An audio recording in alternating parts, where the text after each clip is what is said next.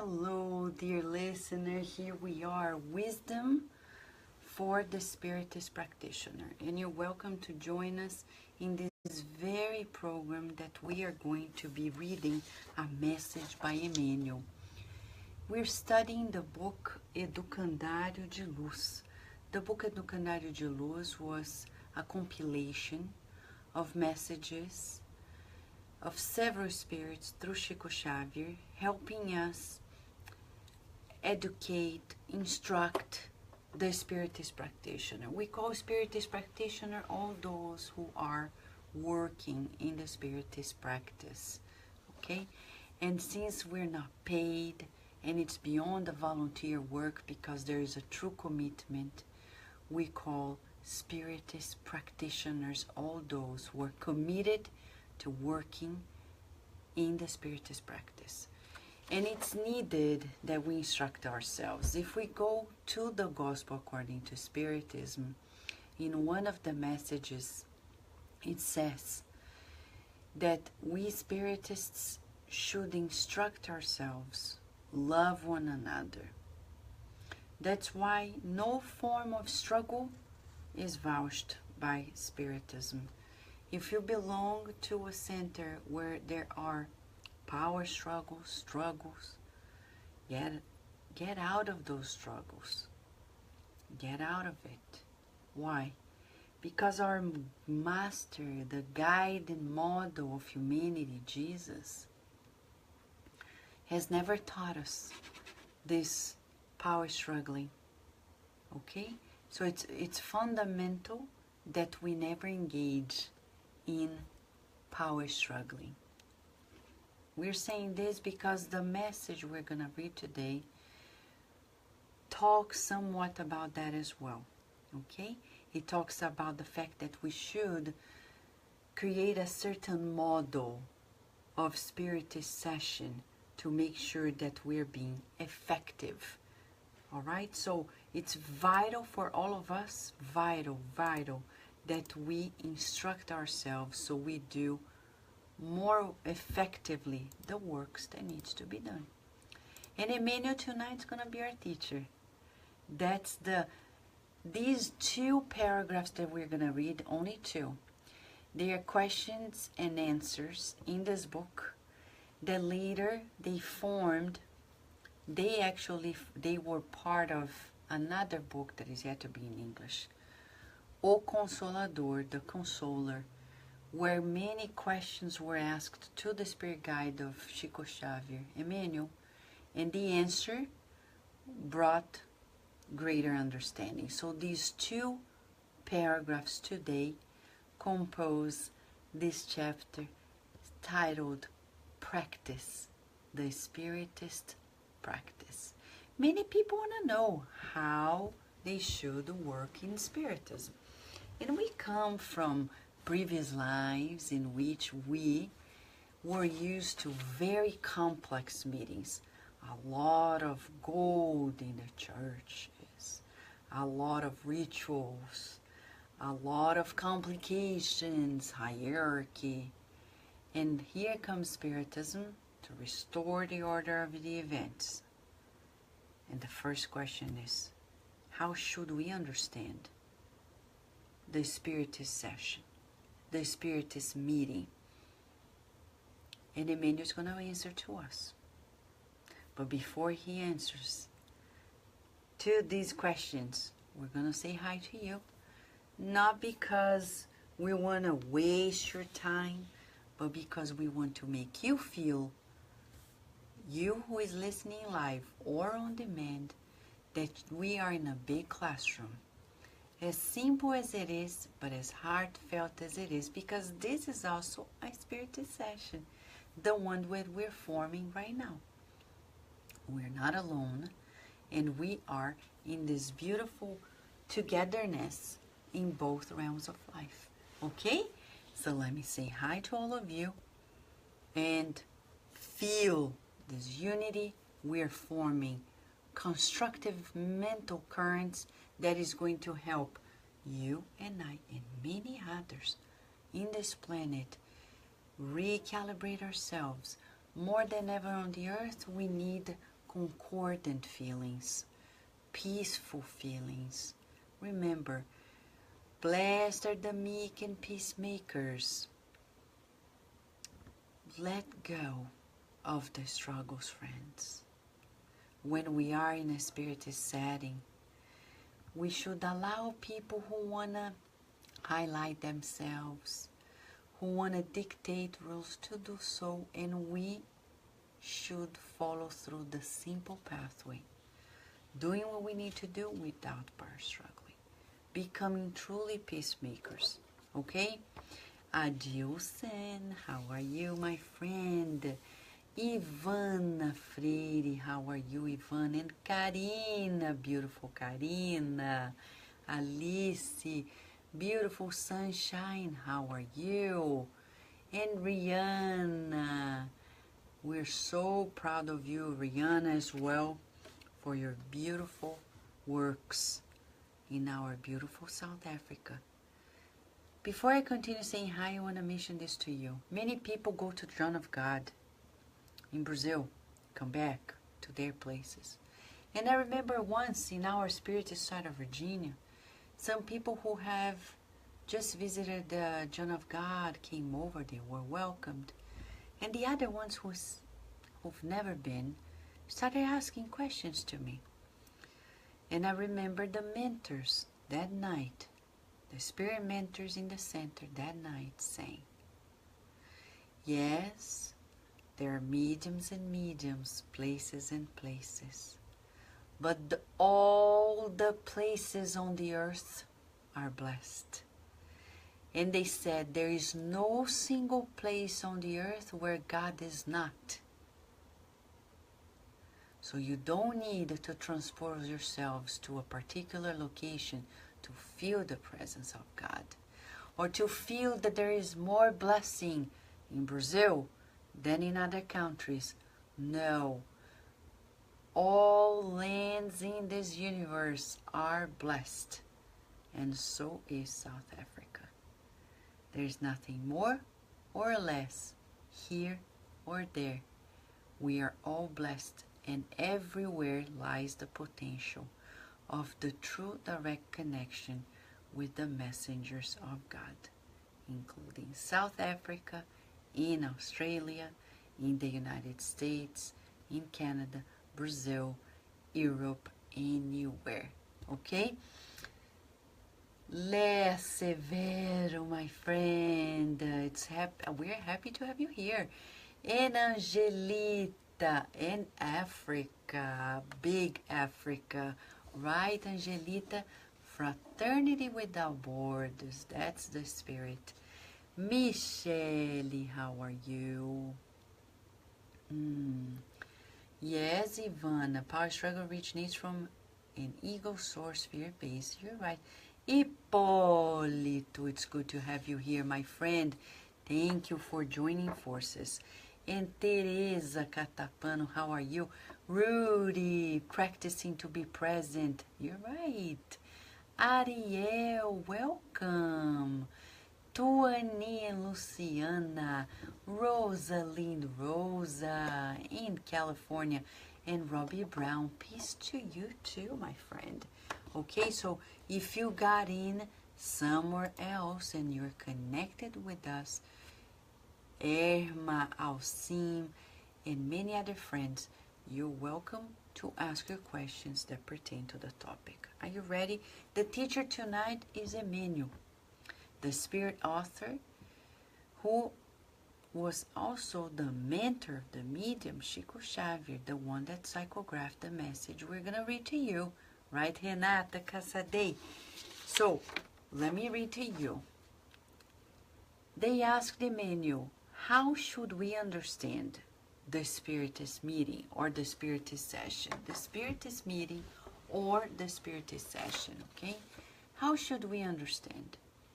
The answer by Emmanuel.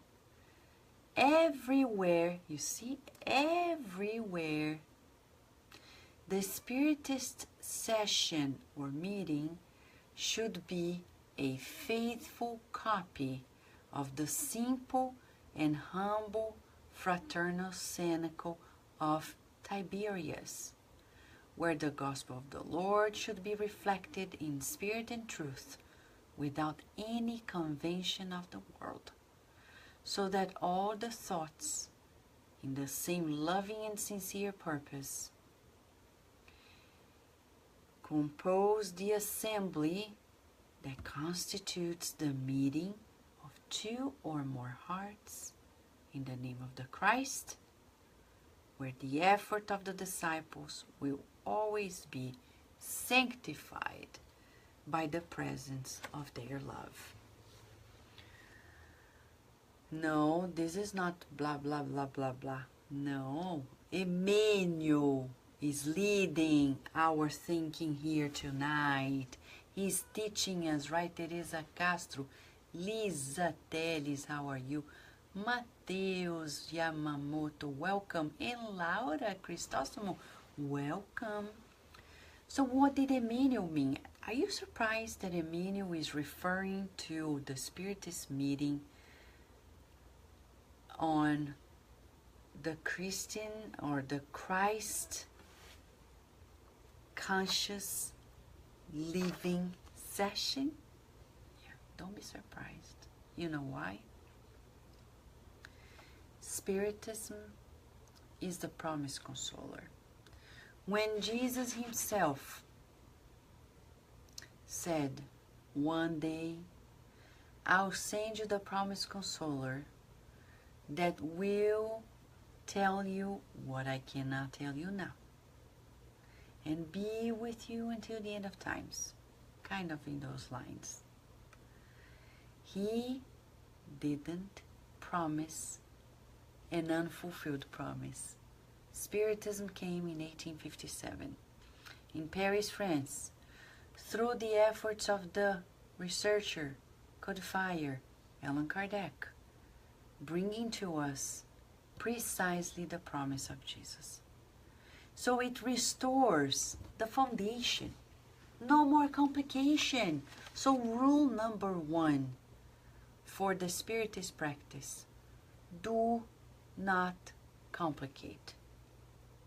There are many people nowadays who ask us, how do I put together a center or a Spiritist meeting? Easy peasy. Easy in the sense of it's simple. It should be humble. Nowadays there's a lot of technology and people are like complicating. I need super PowerPoints. I need movies, videos, Hollywood effects. No. If you're trying to mesmerize the crowds to get the people to come and see this message, that's not going to happen. You know why? Because the person who needs all those super effects to come, they're not ready for the simplicity of the message. So it's going to be a fruitless effort. We're not here to mesmerize crowds, because Jesus himself has never done it. Why should we? You want a proof of it? Let's think together. Let's go back 2,000 plus years ago. Remember, Jesus came in a simple manger, simple socioeconomic family, no socioeconomic status, no particular title, and he came with the simplicity of the daily life amongst fishermen, the humblest people. And he came and lived a life of somebody who seemed to be ordinary, but deeply extraordinary inside. This is the Spiritist session. Simple, humble. Look at Chico Xavier. Chico Xavier was able to follow through precisely these instructions.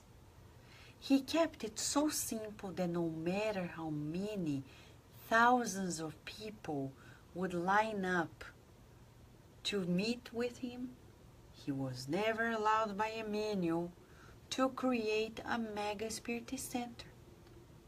And he received lots of donations to really build a physical structure that would be almost like a mega church.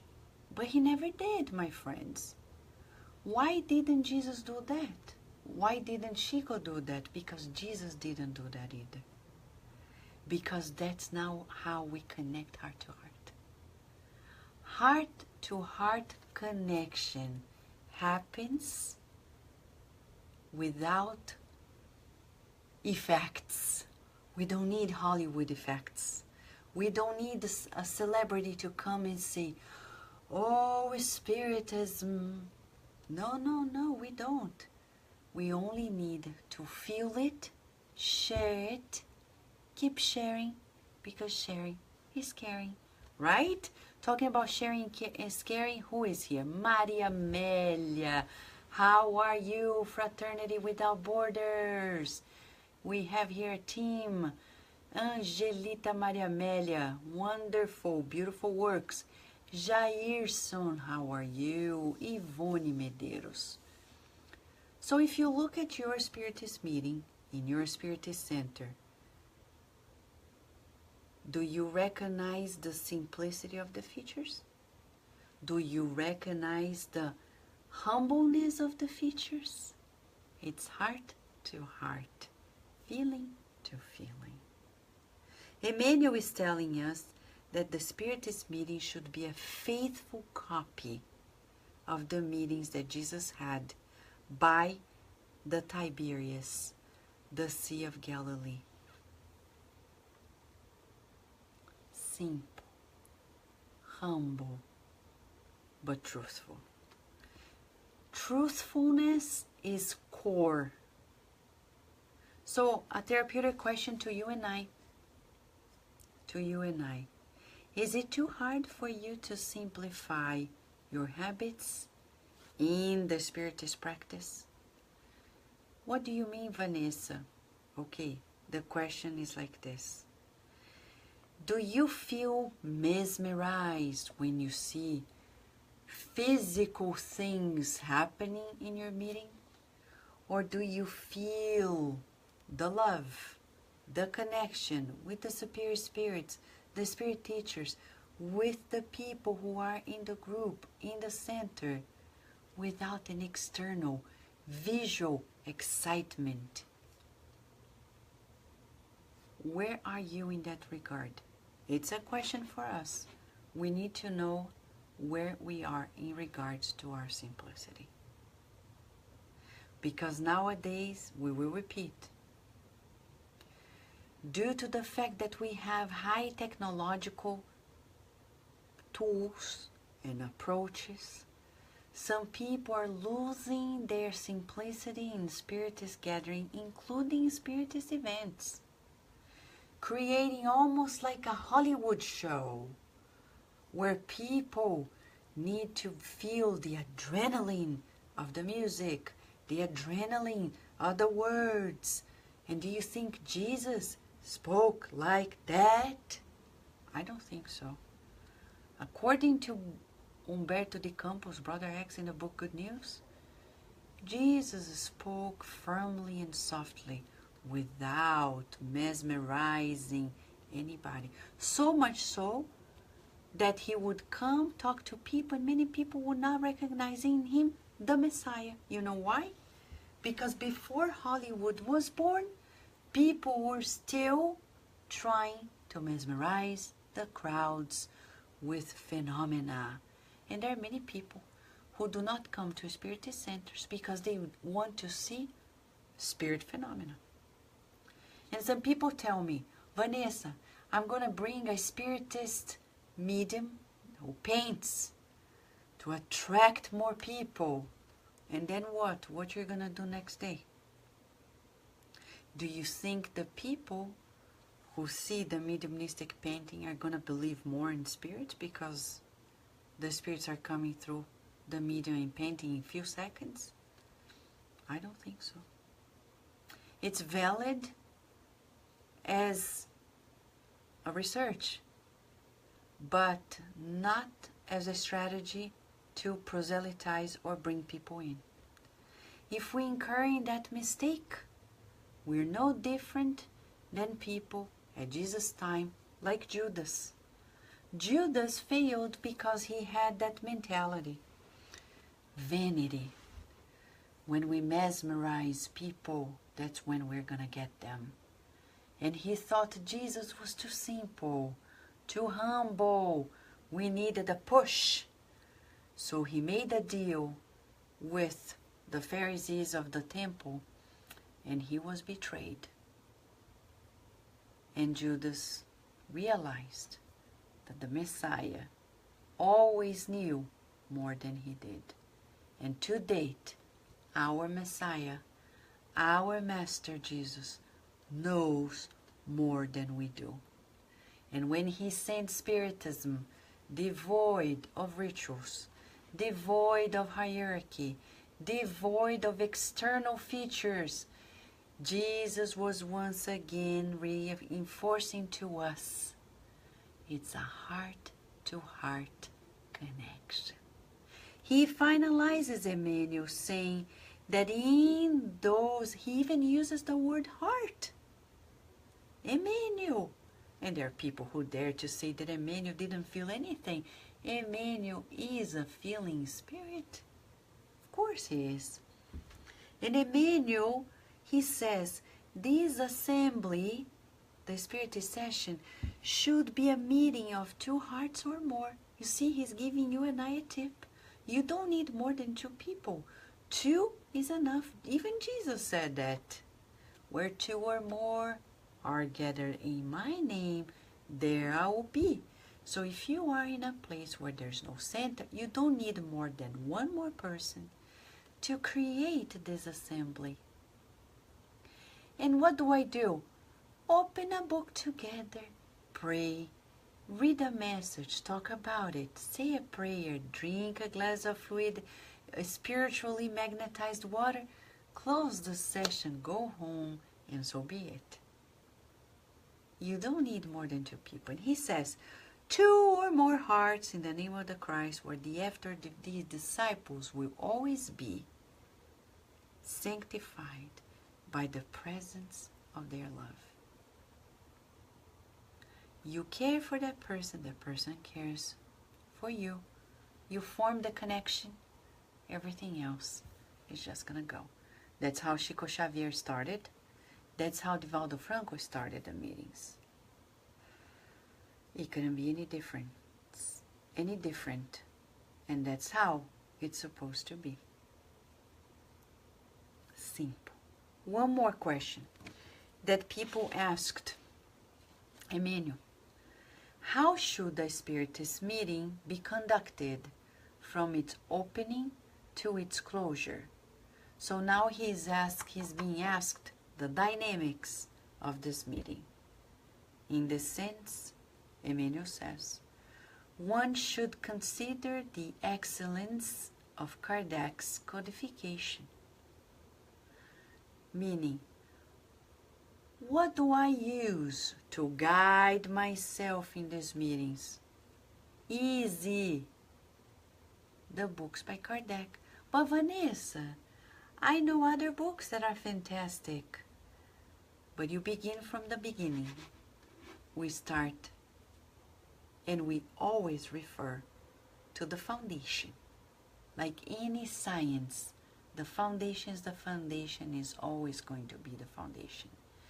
And he says here, it will always be useful to remember that these meetings where we study Spiritism should observe the utmost simplicity, such as the humble and sincere assemblies of primitive Christianity.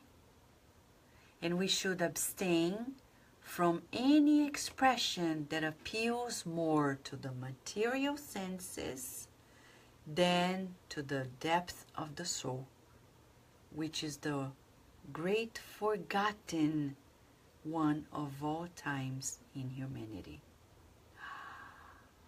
You know, as a neuroscientist, let me share something with you. In our cortex, you know, we have our brain inside of our skull that really commands our physical life. It's the seat of the soul, as André Luiz says in the book Evolution in Two Worlds.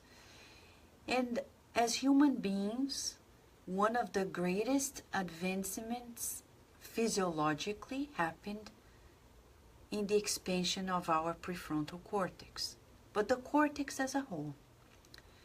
In our cortex, we modulate our senses. The biggest part of it is the visual cortex.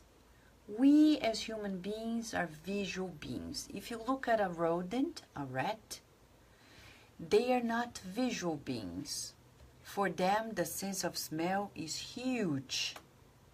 The representation in the cortex of a rat, which is so tiny, it depends, it's going to be modulating that sense, smell first and foremost, and what we call the whisker sense, the tigmotaxic sense. For other animals like a dog, smell is huge as well. And you see the difference in species of mammals, for example, the representation in the cortex. For us humans, the visual stimulus is big. It impacts on us greatly. No wonder, we have this saying, this popular saying, that if you don't see something, the heart doesn't feel what you don't see. And the opposite is true. But Emmanuel is telling us that in spite of the fact that we are incarnated and we have these five senses, the visual, the hearing, everything else, we should focus on the spiritual sense, the spiritual perception. And it's valid if you ask, how can I more closely boost my spiritual sense? People call it sixth sense, my mediumship, my spiritual perception. It's not complicated either. A good exercise is, you think, I am a spirit living on earth. Remember the song? I am a spirit living on earth. I am a child of God. I am a child of God. I reincarnated to learn to do good. So, your spiritual sense is part of you because you're spirit. I am a spirit. I'm connected to this physical body through my spiritual body. I actually, according to Kardec, in the Spirit's book, Part 2, chapter on sensation and perceptions of spirits, they say that the main venue through which we perceive things is our spiritual body. So we already have that ability inside of us to perceive the spiritual sense inside of us. So Emmanuel is telling us that our Spiritist meeting should be simple, humble, and he says we should deeply forget about the material senses and deepen the spiritual part of it. So a meeting should be not too noisy, not too flashy. It has to be calm. It has to give room for reflections, meditations, visualizations, prayers. And these are not new things because André Luiz, in all of his books, he shows to us how the superior spirits use the technique of visualizations to create spiritual landscapes that will be therapeutically beneficial to those who are here in both realms of life. Right, Nina? Right, Hercules? Right, Alexandra and Rodrigo? So friends, tonight we're being asked more than ever to simplify our Spiritist meetings. Do you think it's possible? We need first to quiet the physical senses to allow the spiritual senses to be boosted. Do you feel it's possible? Where do you think, homework for all of us, where do you think we can simplify our Spiritist meetings, making it a heart-to-heart connection from incarnates to incarnates, incarnates to discarnates, discarnates to incarnates? How can we do it? How can we make the feelings of this connection, heart-to-heart connection, be the focus and make us feel that we are there to nourish our immortal souls more than ever, and never ever to think about our passing incarnated life. Spiritism, according to Dr. Bezerra de Menezes, is this temple of light, this educational institute of light. And Emmanuel comes and says, it will only be so when we restore its simplicity and humbleness. Shall we, my friends? This is it for today. And don't forget, you are a child of God. You are a child of God. You reincarnated to learn to do good.